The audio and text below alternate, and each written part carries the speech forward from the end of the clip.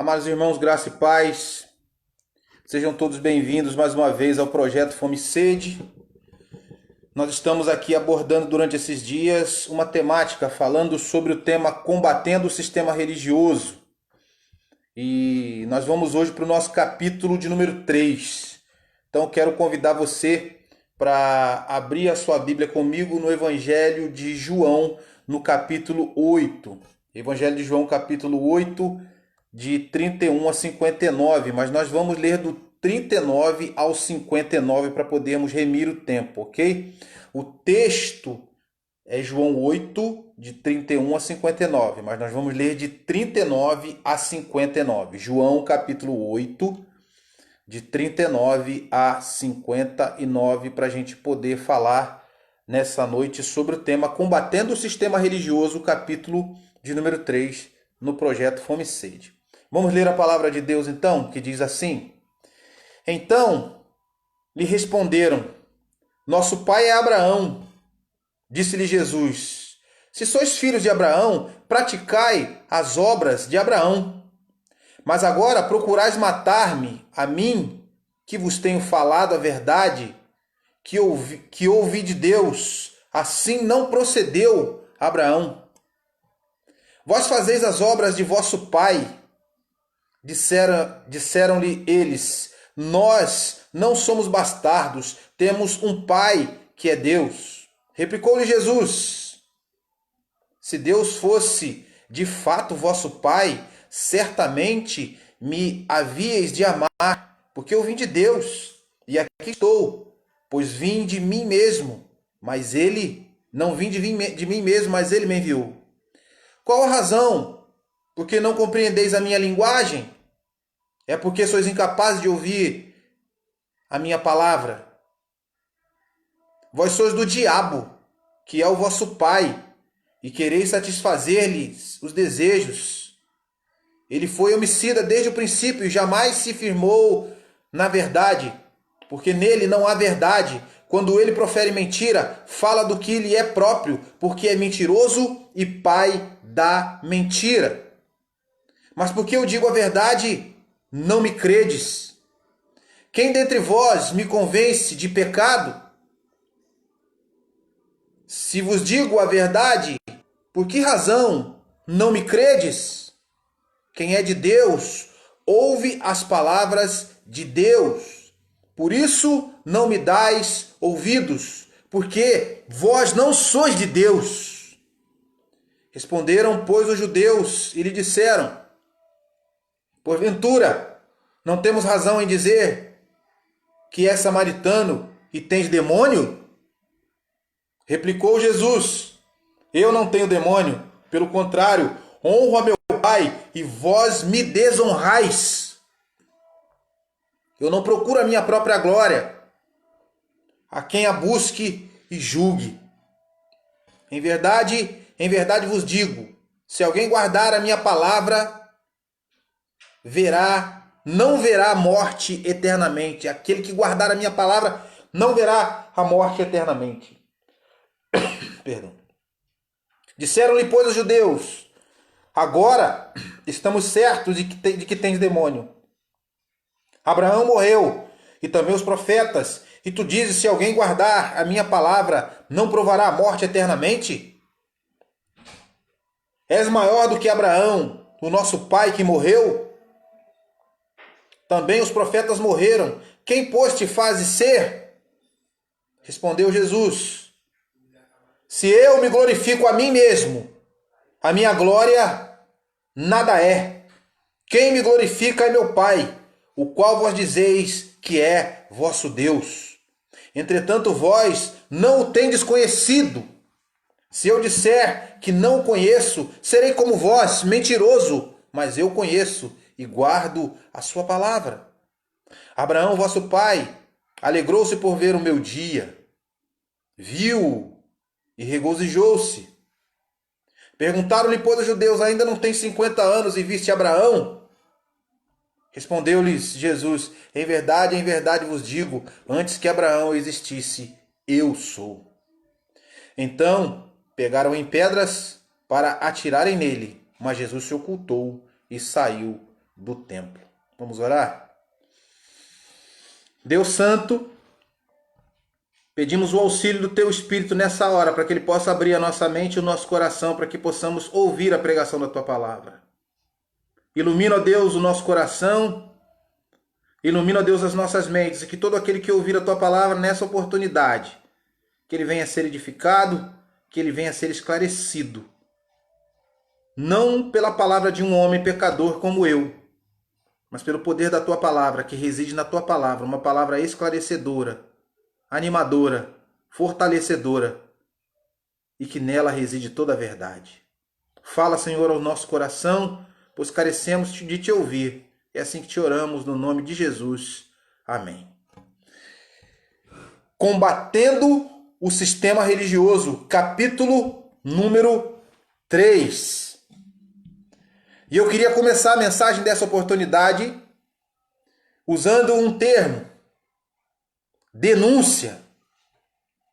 E o que é uma denúncia? Uma denúncia é uma exposição que apresenta argumentos convincentes,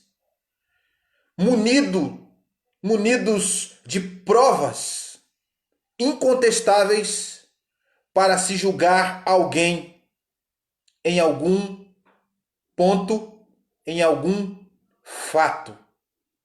Uma denúncia é utilizada para desmascarar pessoas que se escondem. Uma denúncia serve para esclarecer falsas verdades. Uma denúncia é tudo aquilo que serve para trazer à luz aonde as trevas e a mentira residem. O texto que nós lemos nessa oportunidade vai nos mostrar Jesus em um dos seus muitos embates com os líderes da religião judaica. Em muitos embates de Jesus com os líderes da religião judaica, Jesus obviamente se desgastou muito. E nós percebemos que esses embates causaram em Jesus desgastes emocionais, psicológicos, provavelmente físicos. Porque estes homens, eles tinham o prazer de se ajuntar para tirar a paz de Jesus. E o texto que nós lemos vai nos mostrar Jesus entrando no templo. E ali Jesus, então, de acordo com a liturgia da religião judaica, vai tomar a palavra, porque no culto judaico havia a exposição da palavra, cânticos e oração. E Jesus, por ser já um líder, por ter se formado provavelmente nas escolas de interpretação da religião judaica Bet, Seif, Bet, Talmud, é-lhe concedida a palavra para que ele possa falar.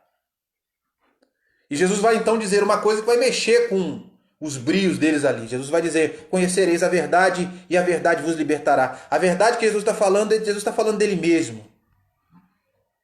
Isso vai causar ódio no coração deles, como sempre. E a gente está falando durante esses dias sobre combatendo o sistema religioso. E a gente vai começar a observar o quanto a verdade de Deus, ela mexe com os sistemas religiosos em todas as épocas. Jesus, então, vai proferir essas palavras e eles vão se ajuntar, por incrível que pareçam. Por incrível que pareça. Dentro do templo. E dentro do templo eles vão iniciar uma discussão com Jesus. E nessa discussão com Jesus, eles vão começar a dizer uma série de impropérios a Jesus. Ou seja, a religião, a religiosidade doentia, o poder que residia em seus corações, bloqueava totalmente a questão da noção deles. Eles não sabiam com quem estavam falando e a maneira como estavam falando. E eles começam a discutir com Jesus uma série de assuntos, e eles começam a fazer perguntas a Jesus, e eles então fazem uma pergunta para Jesus: quem és tu, afinal? Diga para nós quem é você. Nós queremos, tipo assim, nós queremos ouvir com a tua própria boca quem é você. Jesus é um enviado de Deus, é o enviado dos céus, é o Messias, é o Deus encarnado que está no meio deles. Jesus então está ali e eles estão querendo saber quem é Jesus, porque eles estão cegos na sua cegueira, a cegueira alimentada pelo ódio, pela inveja, pela perseguição, faz com que eles cada vez mais façam perguntas absurdas a Jesus e cerquem a Jesus com todo o seu ódio. Jesus começa a respondê-los e responde as perguntas uma a uma. E Jesus os confronta, os confronta, os confronta, os confronta. E eles vão se sentindo cada vez mais acuados. Eles vão se sentindo cada vez mais pressionados. Eles vão se sentindo cada vez mais demolidos em suas concepções. Eles vão se sentindo cada vez mais perturbados. Eles começam a dizer para Jesus uma série de coisas, tipo: nós não cremos naquilo que você diz ser. Nós não vemos em você aquilo que você diz ser. E Jesus então vai começar a dizer para eles o porquê que eles não veem em Jesus aquilo que deveriam ver. E Jesus então vai começar a alinhar, a elencar, a descrever o porquê que eles não conseguem crer em Jesus. A primeira coisa que Jesus vai lhes dizer é o seguinte: vocês não ouvem a minha voz porque vocês não são as minhas ovelhas. Eu vim para aqueles que são as minhas ovelhas. E as minhas ovelhas, quando eu falo, elas não retrucam, elas não questionam, elas não se armam, elas não têm pensamentos contrários às minhas palavras. Elas me seguem.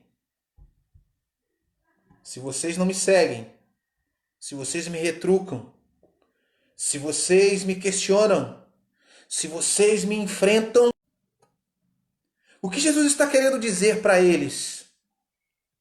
Eu não fui enviado para vocês. Se vocês não são minhas ovelhas, se vocês estão contra mim, vocês estão contra o próprio Deus, porque foi Ele quem me enviou. Ele me enviou para cumprir com aquilo que está escrito na própria lei de vocês. Jesus está querendo dizer: vocês não vão me encontrar de maneira nenhuma. Primeiro, porque nem ler direito vocês sabem ler. Segundo, porque o orgulho de vocês não os deixa ver absolutamente nada ao ler. Terceiro, porque a minha pessoa não vai ser revelada a vocês. E obviamente, porque vocês, se não são minhas ovelhas, se colocam contra mim, são meus inimigos. Inimigos. Esses homens, tomados de ódio, vão fazer o que então? Eles vão começar a se sentirem tão pressionados que eles vão fazer o seguinte: eles vão dizer para Jesus, eles vão tentar confrontar Jesus agora com a segurança na sua religiosidade. Eles vão dizer para Jesus assim: mas nós somos filhos de Abraão, estamos ancorados nas promessas que foram feitas a Abraão. E Jesus vai dizer assim para eles: se vocês realmente fossem filhos de Abraão, Se vocês fossem filhos de Abraão, vocês fariam as obras de Abraão. Abraão jamais procuraria me matar. Abraão jamais iria contra mim. Porque Abraão, se ele é o pai na fé de vocês, vocês deveriam me amar e não procurar ter maus pensamentos sobre mim. Irmãos amados,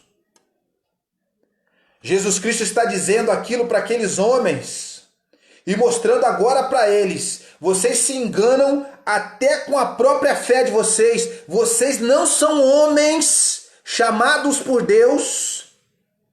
Vocês até estão líderes do judaísmo, mas Deus não chamou vocês. Deus não enviou vocês. Deus enviou a mim para falar a vocês e a todos aqueles que estão dentro do judaísmo. Mas vocês, ele não chamou. Sabe a primeira coisa que eu tiro de todo o texto, de todo o contexto? Nós estamos falando sobre combatendo o sistema religioso. Eu queria que você olhasse para o século 21 e eu queria que você percebesse o que Jesus está dizendo para eles e o que a gente pode ver no século 21. Podem existir muitos líderes, podem existir muitos pastores no século 21. Alguém pode até chegar a ser pastor e líder de uma instituição e de uma denominação, mas isso não significa dizer que Deus o enviou. Ele pode ter assumido por uma questão política. Ele pode ter assumido por uma questão de imposição dele mesmo. Ele pode ter assumido externas. Ele pode ter até assumido comprando o seu próprio posto. No século 21, a maioria das lideranças estão à frente desta forma.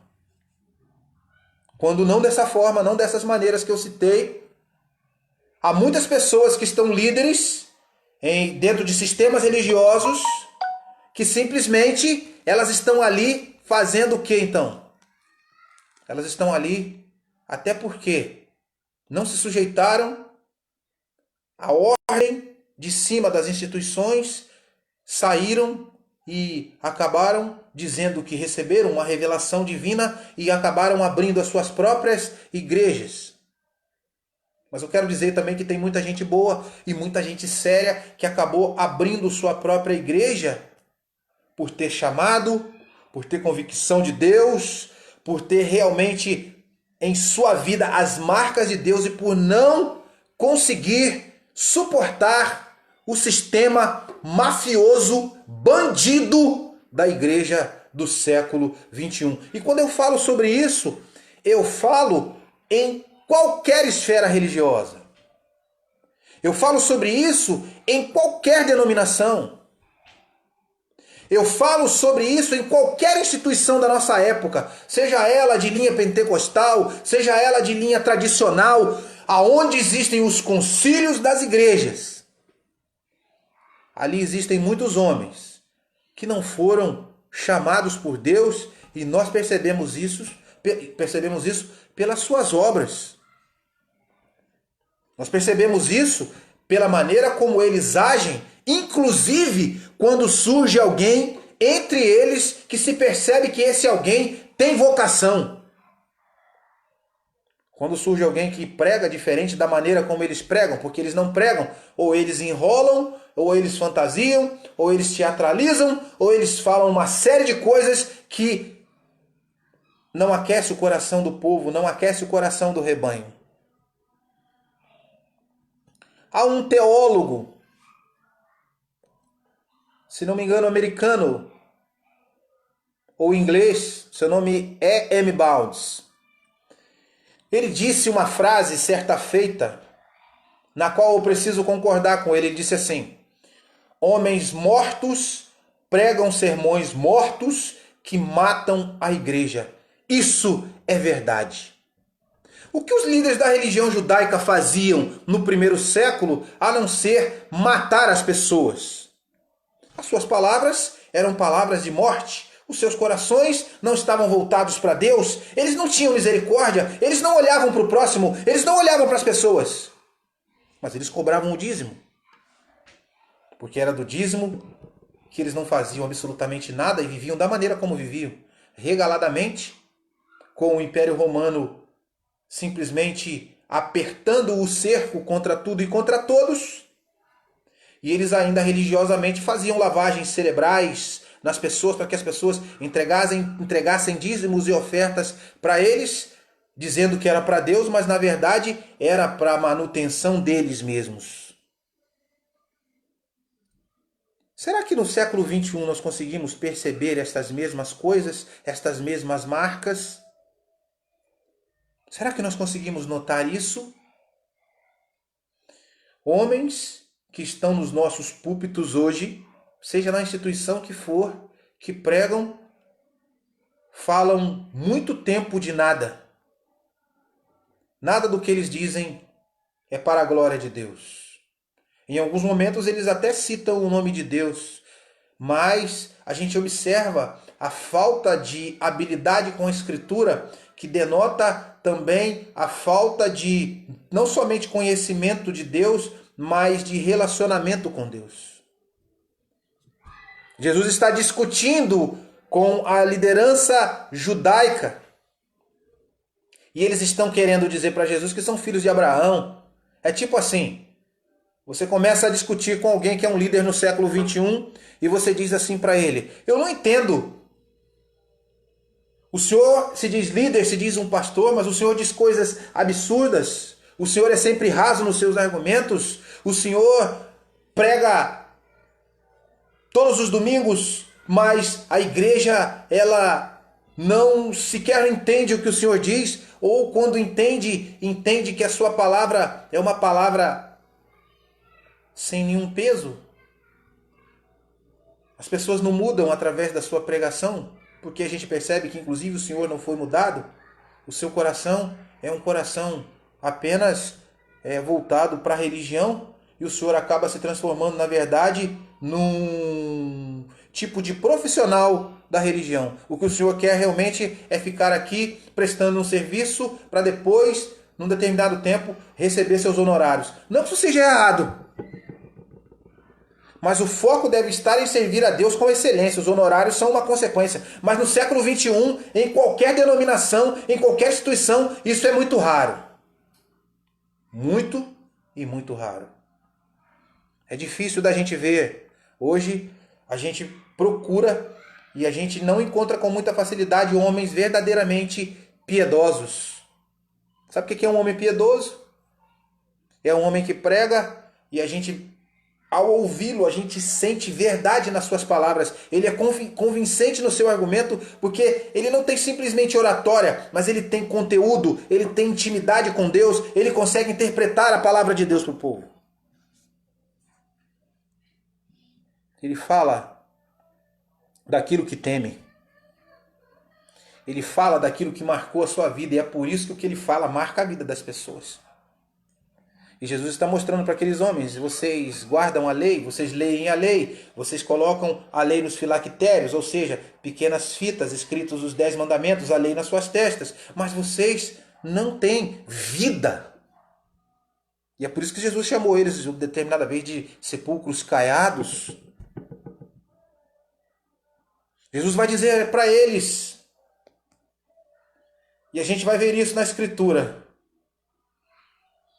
Em um determinado momento da discussão, Jesus vai dizer assim: sabe por que vocês não ouvem a minha voz? E essa foi a denúncia mais pesada para eles. Vós não conheceis a minha voz, porque não sois minhas ovelhas? E principalmente, vocês também não são filhos de Abraão? Vocês não foram chamados por Deus? Vocês não são filhos da promessa coisa nenhuma? E vocês são aqueles que me contrariam? Vocês são meus inimigos? Quem é inimigo de Cristo é inimigo da cruz de Cristo. E quem é inimigo da cruz de Cristo é filho do diabo. Vós sois filhos do diabo. Jesus falou isso para os líderes da religião judaica. Já imaginou? Uma pregação hoje no século XXI, num concílio de uma igreja histórica ou de qualquer outra igreja, numa reunião de líderes e o pregador dizer: vocês que estão aqui assentados, pelas suas obras, vós sois filhos do diabo. Imagine o ódio que isso vai causar no coração desses ouvintes. Ao invés deles se posicionarem de maneira aonde eles olhem para dentro de si mesmos e aonde eles falem: Senhor Deus, nós estamos sendo vistos dessa maneira mesmo. Ao invés deles pensarem que Deus enviou alguém no meio deles para lhes dizer a verdade, para denunciar quem eles verdadeiramente são. Sabe o que significa ser filho do diabo? Significa ser alguém que pode esconder a sua vida dentro de uma esfera religiosa, mas não pode esconder verdadeiramente quem ele é de Deus. Os líderes da religião judaica estavam na sinagoga frequentemente, ensinando a lei frequentemente, eram extremamente cerimonialistas, porém eram filhos do diabo. Significavam dizer que o fim deles era a perdição. Quantos pastores hoje, líderes hoje, são assim? Quantos são filhos do diabo? E a gente vê isso pelas suas obras. Talvez você que está ouvindo a mensagem nessa oportunidade já foi vítima de um desses homens ao vê-lo pregar no púlpito. E depois que acaba a pregação, ou no decorrer de alguns dias depois dele pregar, você vai conversar sobre um determinado assunto com ele. E a maneira como ele te responde, com o seu semblante fechado e com o coração cheio de ódio, você diz: é aquele mesmo homem que estava pregando lá no domingo? Será que esse homem usa máscaras? Nós estamos cheios de mascarados. A religião judaica, ela era simplesmente uma seita fechada dentro das suas próprias concepções. Ela era um tipo de irmandade fechada dentro das suas convicções, que parecia fazer algo bom, mas na verdade estava a serviço do diabo. E como a gente pode comprovar isso? A gente pode inclusive comprovar isso percebendo que eles usavam a própria Bíblia para matar as pessoas, para apedrejar. Eles usavam a própria Bíblia para dizer às pessoas de maneira moralista que o reino dos céus era para pessoas com moral elevado e aqueles que tinham problemas com seus caráteres, e esses já estavam condenados ao inferno. Parecia que eles abriam a porta do inferno para as pessoas, jogavam as pessoas lá dentro, mas eles não percebiam que eles mesmos eram os que iriam para o inferno. E sequer eles podiam dizer que a verdade estava na boca deles e que eles tinham a chave do céu, porque eles não tinham. E Jesus vai dizer isso para eles: vós sois filhos do diabo. No século 21, os sistemas religiosos estão cercados de irmandades, de facções religiosas, facções eclesiásticas. Os concílios das igrejas no nosso tempo, eles estão sendo dirigidos por muitos homens que acabam fazendo acordos entre si. Nós somos a liderança. Vamos fechar entre nós, e tudo aquilo que aparecer, que causar algum tipo de ameaça para nós, a gente soterra, a gente mata. Se não mata literalmente, mata devagar, sufocando, sufocando, sufocando. Esses homens, eles não são crentes, eles não têm fruto do Espírito. A gente vê que muitas dessas lideranças que eu estou citando em todas as instituições, em todas as denominações, esses homens Jamais numa reunião de concílio você vai vê-los agindo da seguinte maneira: no momento de turbulência, eles não vão dizer, vamos orar, vamos buscar o perdão, vamos buscar a reconciliação, vamos promover a reconciliação. Se você for numa reunião de concílio das igrejas hoje, malditos sistemas religiosos, o que você mais vai ver no meio dos concílios, pastores profundamente feridos, porque foram feridos por quem lidera esses concílios. E a pessoa que lidera esses concílios, ela é blindada por mais 2, 3, 4, 5 para formar o que eu disse da facção eclesiástica. Nós vemos muitos homens nesses concílios que são verdadeiros filhos do diabo. Eles se fecham de maneira que promovem uma irmandade dentro de uma cúpula para poder prejudicar as pessoas. Filhos do diabo. Não há outro adjetivo para eles.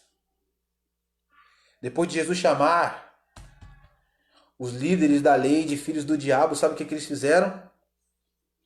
Depois de Jesus dizer que ele é o enviado dos céus, depois dele dizer que toda a verdade de Deus repousa sobre ele, depois dele dizer para eles várias vezes quem verdadeiramente ele é, eles vão ter tanto ódio que eles vão pegar uma série de pedras. Então pegaram em pedras para atirarem nele. Mas Jesus se ocultou e saiu do templo. Eles iam matar Jesus dentro do próprio templo. A doença, a enfermidade da irmandade. Estes homens estavam dentro do judaísmo, mas dentro do judaísmo eles faziam parte de uma outra instituição. Além do judaísmo ser uma instituição ruim, ainda tinha líderes ruins. E talvez o judaísmo fosse, como eu tenho dito aqui em algumas das minhas mensagens, o retrato da sua liderança. Hoje, muitos destes homens que lideram os nossos concílios, muitos deles, e eles sabem quem são, eles estão dentro das igrejas, dirigindo concílios, fechando esquemas. Sabe por quê? Porque além de estarem dentro da igreja, fazendo o que fazem como filhos do diabo, eles ainda, por trás dos bastidores, fazem pactos com o diabo. Sabe de que maneira? Sabe o que eles fazem? Muitos dos líderes religiosos das diversas denominações no Brasil hoje, muitos deles são maçons. Se não são maçons, estão buscando ser maçons. Eles sabem que são. Muitos pastores e líderes, eles estão buscando apoio da maçonaria. Eles estão abraçando a maçonaria. Eles têm amigos maçons. E eles fazem os pactos da maçonaria entre eles e trazem esses malditos pactos para os seus exercícios religiosos dentro das igrejas. Filhos do diabo. Homens que deveriam, se tivessem hombridade, nós percebemos que eles não são crentes pelo seguinte: se tivessem o mínimo de temor de Deus, entregariam suas carteiras de ministro, abandonariam e iriam ser maçons, iriam fazer o que quisessem de suas vidas, até aguardar o dia do juízo, porque acredito que a ira de Deus seria até um pouco que amenizada, pois ela é potencializada sobre eles por causa do que eles fazem, pelas irmandades que eles têm, pela maneira como fazem alianças dentro da igreja para derrubar e matar pessoas. pela maneira como participam de entidades como a maçonaria e muitas outras. Entidades que buscam forças ocultas, pactos ocultos, que vão contra o cristianismo, que vão contra a Bíblia, que vão contra as Escrituras, que vão contra Deus. Estes homens que se envolvem com essas coisas, maçons, eles pensam que vão passar impunemente. Eles pensam que vão agir de maneira impune contra pessoas. Eles se acham fortes em seus sistemas religiosos. Mas eles vão cair um a um. Eles vão ser derrubados um a um, porque diz a Bíblia que Deus é Deus, que exalta reis e abate reis. Eles podem alcançar a maior glória que puderem, com seus esquemas, com seus sistemas, com suas armações, com suas articulações, mas eles serão derrubados. As palavras de Jesus simplesmente esmigalhavam o judaísmo e a liderança judaica. Quanto mais ódio eles tinham de Jesus, mais eles mostravam que realmente eram filhos do diabo. No século XXI, quanto mais artimanhas nós vemos nos chamados sistemas religiosos, quanto mais nós analisamos e vemos as falcatruas, as jogadas políticas, existem igrejas históricas aonde falta até ética desses homens, desses filhos do diabo. A igreja possui uma constituição, a igreja possui bases, sabe o que eles fazem? Eles, para serem pastores, a igreja os elege por um determinado tempo. 2, 3, 5 anos. Ao final desse vínculo ministerial, a igreja volta a fazer uma eleição, ou seja, ela vai aprovar ou ela vai reprovar o seu ministério. Sabe o que eles fazem? Eles começam articulações políticas por trás dos bastidores, pedindo apoio dos poderosos das igrejas, das famílias proeminentes. Eles vão fazendo isso, vão fazendo isso, vão fazendo isso, até chegar o dia das assembleias em suas igrejas. E sabe o que eles vão fazer? Vão lhes faltar ética, porque eles deveriam convidar um outro pastor ou passar para alguém que está num cargo de liderança na sua igreja, um pouco abaixo da dele, para dirigir essas assembleias. Sabe o que eles fazem? Eles dirigem as suas próprias assembleias. Eles dirigem os próprios pleitos eleitorais. Eles mostram quem são o tempo todo e o rebanho não enxerga. E quando eles são denunciados, eles então enchem as suas mãos de pedras para apedrejar aqueles que os denunciam, combatendo o sistema religioso. Estas verdades ditas aqui são ditas e que causam terror. Esta mensagem que você está ouvindo, se compartilhada na internet, se isso começa a chegar aos ouvidos e aos olhos deles, eles vão enlouquecer, porque eles vão começar a pensar, existem pessoas que estão abrindo os olhos das ovelhas e elas não vão ser mais manipuladas por mim.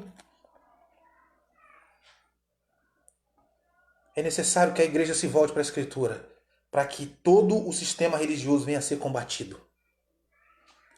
Todo tipo de irmandade, todo tipo de facção religiosa deve ser combatida, porque assim sempre foi na história da igreja. No século XVI, Martinho Lutero foi levado à frente da famosa Dieta de Worms. Era um concílio armado pela igreja de Roma para pressionar Lutero, perdão. Eles vão se reunir à alta cúpula. A cúpula que eu disse agora. Aqueles que se fecham. As lideranças,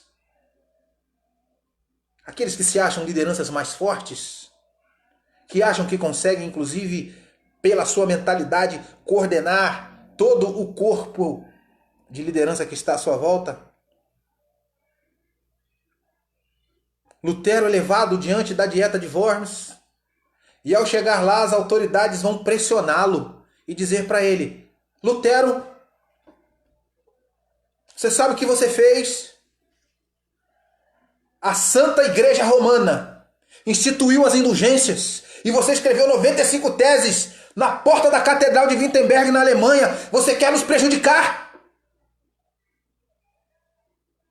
Lutero, você está escrevendo tratados teológicos que combatem todo aquilo que a igreja teve muito trabalho de fazer, para que as pessoas não nos questionem. Os seus escritos vão fazer com que as pessoas nos questionem, Lutero. Lutero, nós vamos fazer o seguinte com você. Você foi chamado aqui para ser repreendido. Faça o seguinte, Lutero. Pegue todos os seus escritos, queime-os, entregue-os a nós, arranque aquelas 95 teses das portas da igreja de Wittenberg e não permita que ninguém venha replicar aquilo e coloque em nenhum templo da igreja romana na Europa. Diga que você errou e nós te perdoaremos. Sabe o que Lutero fez? Para aquela facção religiosa, para aquela milícia eclesiástica, ele disse assim, se voltou para eles e disse assim: se vocês conseguirem me provar, dentro da Escritura, que tudo aquilo que eu disse está errado, eu farei o que vocês me pedem. Eles não conseguiram responder. Sabe por que eu estou pregando esta mensagem aqui? Estou pregando essa mensagem porque Deus e o Espírito de Deus me motivaram a estar aqui para desfazer toda esta farsa eclesiástica que cerca a igreja brasileira em todas as esferas. Em todas as esferas. Homens perversos não podem de maneira nenhuma ter o poder. Eles devem ser retirados do poder. Talvez você seja membro de uma igreja que o pleito dela está vencendo. E se você já cansou de analisar que o seu líder, que o seu pastor, ele não tem o perfil que a sua igreja precisa, se ele não é um homem piedoso, se ele não é um homem transformado, se a sua palavra não é uma palavra que mexe com o coração do rebanho, se ele não demonstra que aquilo que ele prega mexe com o próprio coração dele, não eleja mais esse homem, não coloque esse homem à frente da sua igreja durante mais um pleito. Você vai continuar sofrendo, o rebanho vai continuar sofrendo, ele vai matar a sua igreja. E quando eu falo de matar a igreja, para minha tristeza, eu ainda quero falar uma coisa sobre os concílios. Concílios de igrejas históricas. Eles costumam se reunir para levantar estatísticas. E quando eles levantam as estatísticas, sabe o que acontece? Eles percebem que as igrejas estão, ao invés de crescer, estão minguando. Elas estão encolhendo. Elas estão diminuindo o número de membros. Sai um ano, entra um outro ano e as igrejas continuam minguando. Eles não conseguem olhar para o espelho e verem que os culpados disso estar acontecendo são eles mesmos. Eles não conseguem ver, eles não conseguem reparar. A cegueira tomou conta deles. O poder, não importa se a igreja tem 100 membros, 500 membros, 1000 membros ou 10 membros. Contanto que isso não mexa com o bolso deles, se ela tiver com 10 membros, mas se o salário deles continuar sendo pago, está tudo bem. Se todos os seus luxos continuarem sendo bancados, está tudo bem. Talvez você esteja numa dessas instituições e denominações, você sabe do que eu estou falando. Chegou a hora do povo de Deus procurar mudanças. E nós só vamos ter mudanças se tivermos coragem de promover denúncias. Denunciar as mentiras desses homens. Homens que falam mentiras e provam que são filhos do diabo por causa das suas mentiras. Homens moralistas que sabem falar inclusive dos erros de alguns obreiros piedosos e que Deus levanta para fazer a sua obra. Homens que inclusive acabam pisoteando e matando outros pastores que não se assentam na mesma mesa da cúpula.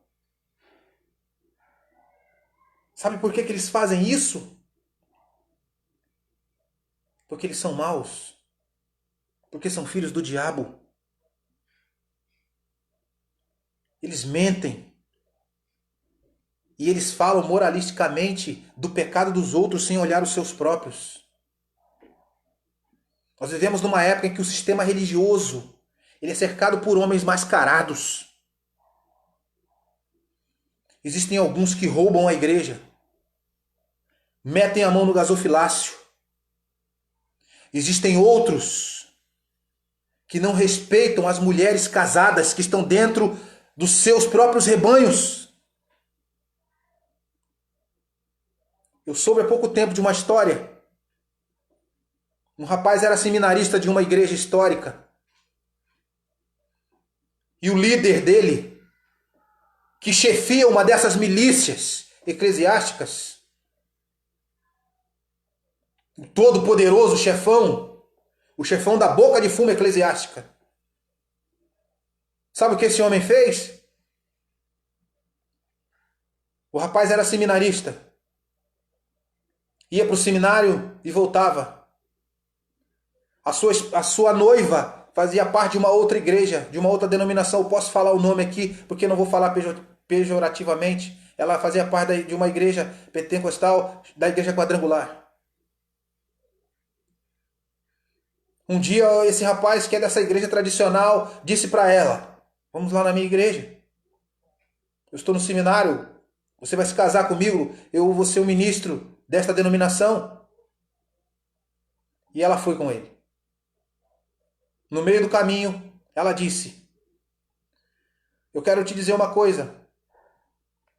Você vai para o seminário e eu vou para a faculdade. E algumas vezes eu vou para a faculdade e eu sou assediada por um determinado homem. Ele tem essa e essas características. Aquele rapaz que é seminarista ficou muito chateado. E ele disse: bom, vamos fazer o seguinte, a partir de hoje eu vou para a faculdade, eu vou para o seminário, e você vai para a sua faculdade, mas você vai comigo para a gente pegar a condução no mesmo trajeto, e eu vejo você pegar a condução, depois eu pego para ir para o lugar onde é o meu seminário. Ela disse: tudo bem. Quando eles entraram na igreja, como o rapaz fazia todos os domingos, aquela moça olhou para o púlpito da igreja e ela ficou apavorada, e ela ficou enervada, ela ficou desesperada, ela ficou descontrolada. Sabe quem era o homem que a assediava e a cantava e a abordava? O todo-poderoso chefão, que era pastor, que é pastor desta igreja. Líder do sistema religioso. Líder de uma facção criminosa dessas, de uma facção eclesiástica. E ela disse para ele, para o seminarista, olhou para ele e falou: quero ir embora agora. Ele falou: por que está acontecendo? Ela saiu e ele foi atrás. Ao chegar lá fora, ela disse: o homem que eu contei para você é aquele que está sentado lá naquele púlpito. O rapaz não sabia o que fazer. Ele olhou para aquele homem que se dizia pastor, filho do diabo, e se esconde atrás de posição e de poder.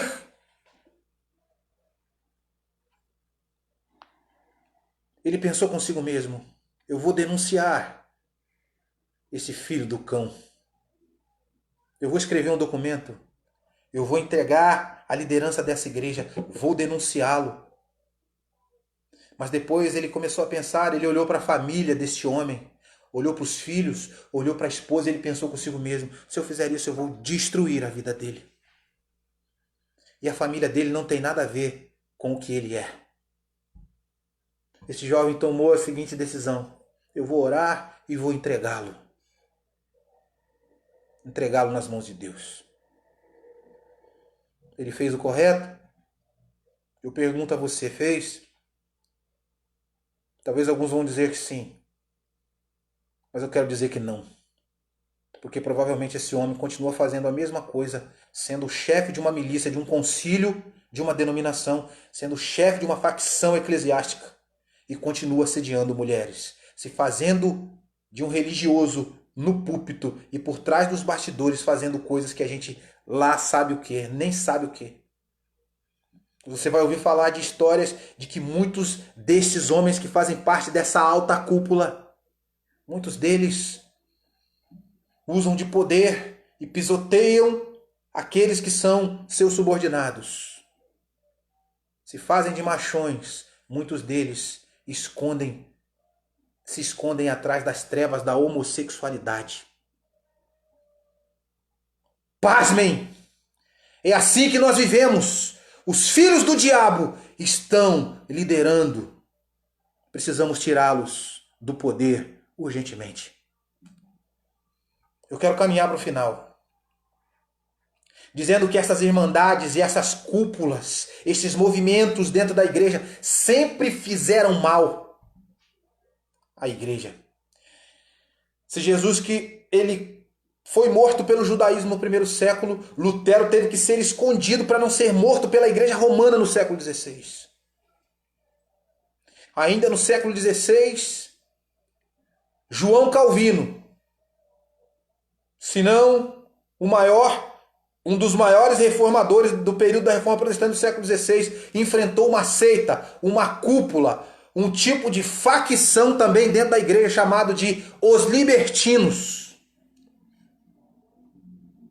Como toda facção criminosa, como toda facção eclesiástica, como o conjunto de corruptos que estão por trás, Calvino começa a observar que esses homens eram filhos do diabo dentro da igreja. Eles viviam de forma promíscua. E Calvino então vai dizer: esses homens não podem participar do sacramento. Esses homens não podem comer do pão e beber do vinho. Essas pessoas não podem. Eles ficam sabendo que eles são proibidos de comer do pão e beber do vinho. Sabe o que eles fazem? Um dia Calvino está dentro da igreja, eles adentram e vão desembainhar suas espadas e vão dizer para João Calvino: quem você pensa que é? Sempre estivemos aqui assim? Agora chega você com seus conceitos e vai querer mudar tudo? João Calvino se volta para eles e diz assim: e nós percebemos que todas as vezes que um homem de Deus quiser viver piedosamente, ele vai ser perseguido por essas facções eclesiásticas, por esses partidos malditos, por estas alta cúpulas. João Calvino vai dizer para eles: vocês podem fazer comigo o que vocês quiserem. Eles foram para intimidar ou até mesmo para tirar a vida de Calvino. Vocês podem fazer comigo o que vocês quiserem, mas as admoestações que são dadas a vocês, se não forem dadas por mim, será dada por um homem, por qualquer outro homem que tenha temor de Deus e que tenha temor das Sagradas Escrituras, porque é o Deus das Escrituras, através da sua palavra, que admoesta todas as coisas que vocês fazem. Observemos. Esses homens olham para Calvino e dizem para ele: você é muito corajoso. Eles vão embora e vão pensar sobre o que Calvino falou. Se a facção criminosa e religiosa do judaísmo matou Jesus no primeiro século, a milícia eclesiástica quis matar Lutero no século XVI, e dissidentes desses movimentos vieram a perseguir outras pessoas também na história da igreja e provavelmente continuam perseguindo e estão atuando por aí. Eu quero contar uma última narrativa da história da igreja sobre um homem. Seu nome bastante conhecido, um dos maiores nomes da história da igreja cristã que os cristãos precisam conhecer. O seu nome, Jonathan Edwards. Este homem foi uma das figuras mais proeminentes da história da igreja no século XVIII. No século XVIII, na chamada Nova Inglaterra, hoje Estados Unidos, este homem surgiu na cidade de Northampton, no estado de Massachusetts.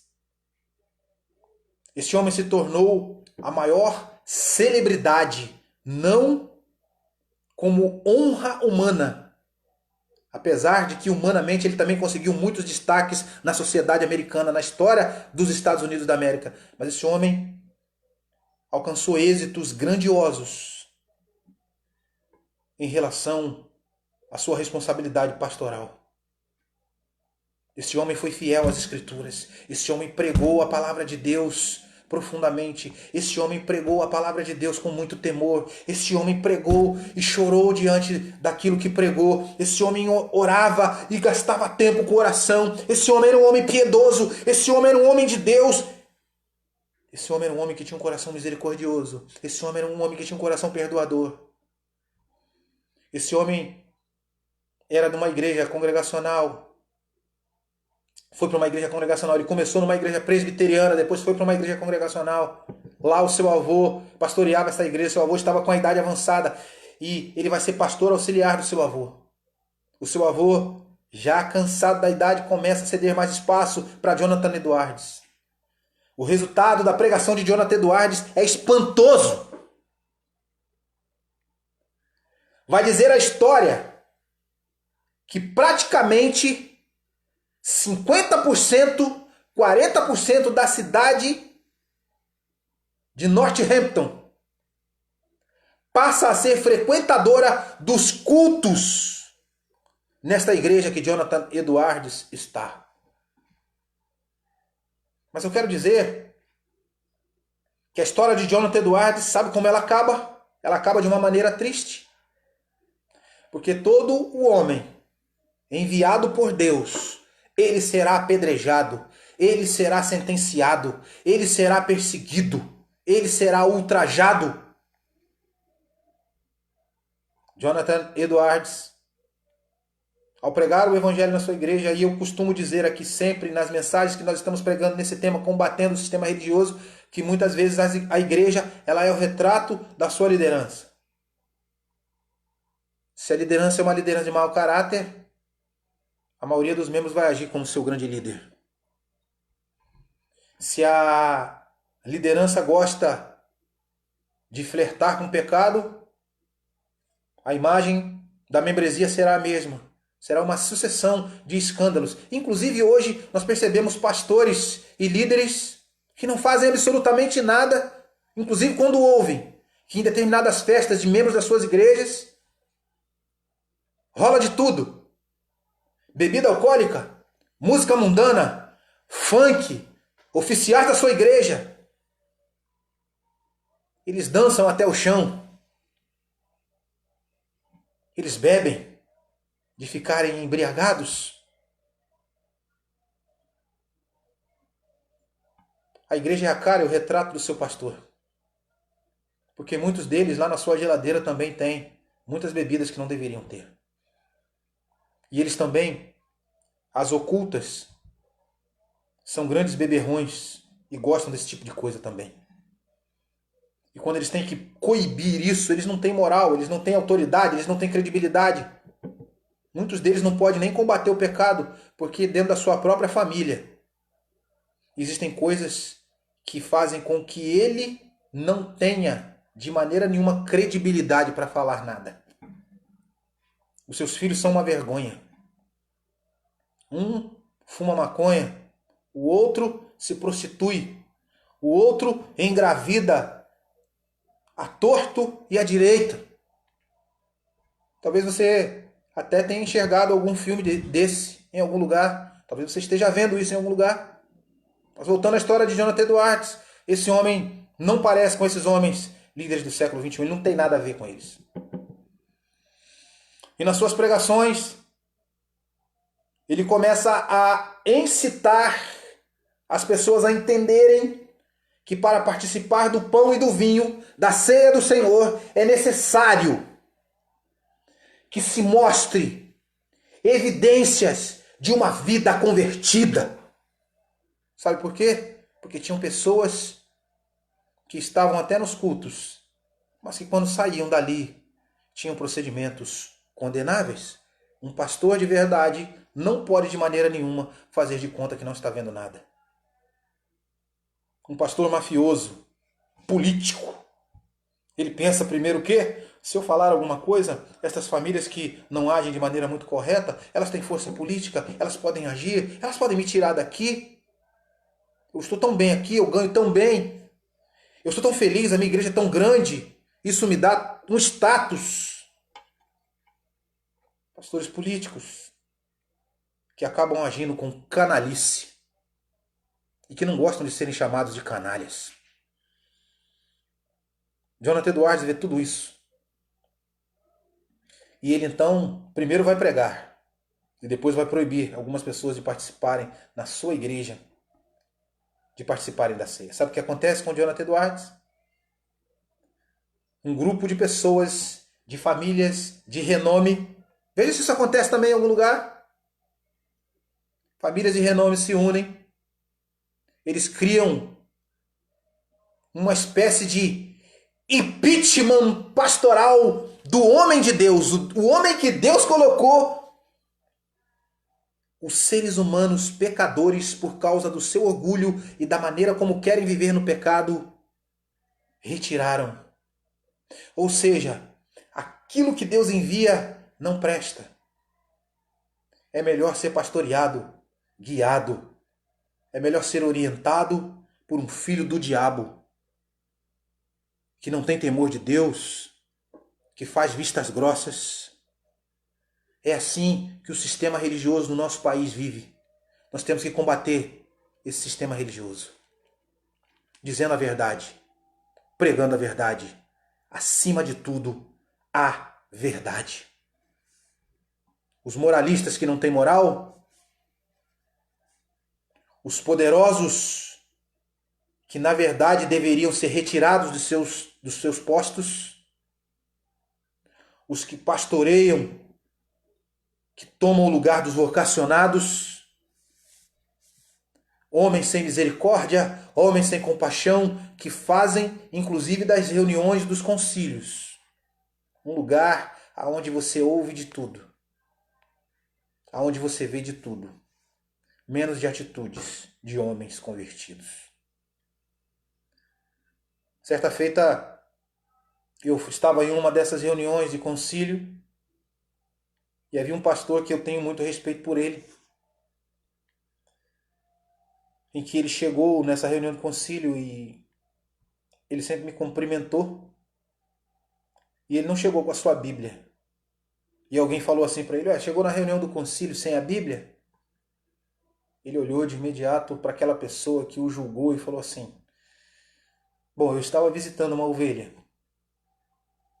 mas respondendo a sua pergunta, a minha Bíblia ficou dentro do meu carro, porque geralmente a gente utiliza a Bíblia em ambientes onde se fala de Deus, onde se teme a Deus, onde se prega a Deus, se prega a palavra de Deus e aonde se teme a Escritura, que é a palavra de Deus.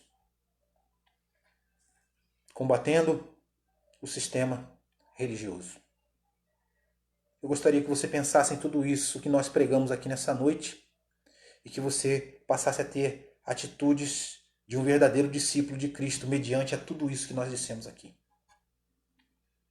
Volto a dizer a mesma coisa que estou dizendo nos sermões anteriores para finalizar. Precisamos orar e agir.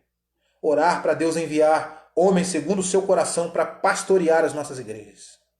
Orar para que Deus soterre todos os sistemas religiosos mafiosos, para que Deus acabe com todas as milícias eclesiásticas, para que Deus soterre todos esses filhos do diabo que estão à frente de muitas instituições e denominações. Que o Senhor faça isso para louvor e glória do seu santo nome. Vamos orar? Deus eterno, te agradecemos mais uma vez pela tua palavra lida e sabemos, Senhor, que todas essas palavras aqui ditas não foram ditas simplesmente por um homem pecador que sou eu, mas são palavras inspiradas pela tua palavra. São palavras ditas e que vêm do alto. Que as pessoas que ouviram não possam simplesmente ouvir, mas que possam questionar esse sistema religioso, mafioso que nós vivemos. Que a igreja brasileira seja liberta desses homens. Que as instituições venham ter saúde, mas saúde através de homens levantados por ti, e não homens colocados e impostos às igrejas e a estas instituições pelos sistemas mafiosos que nós temos. Deus eterno, age com mão forte e acaba com toda a impunidade e obras desses homens. Nós te pedimos, nós te suplicamos e crendo que o Senhor fará tudo isto acontecer, pois é desejo teu que tudo isso acabe num curto prazo de tempo. Deus eterno, é assim que nós te oramos, te agradecemos e te tememos. No nome doce e santo de Jesus, que assim oramos hoje e sempre. Amém. Amados irmãos, nós ficamos por aqui. Terceiro capítulo do tema Combatendo o Sistema Religioso. Assista as outras duas mensagens, compartilhe essa mensagem. Daqui a pouco ela vai estar no YouTube. Vai lá, clica, compartilha, curte e comenta. E leva para outras pessoas para que elas sejam esclarecidas também.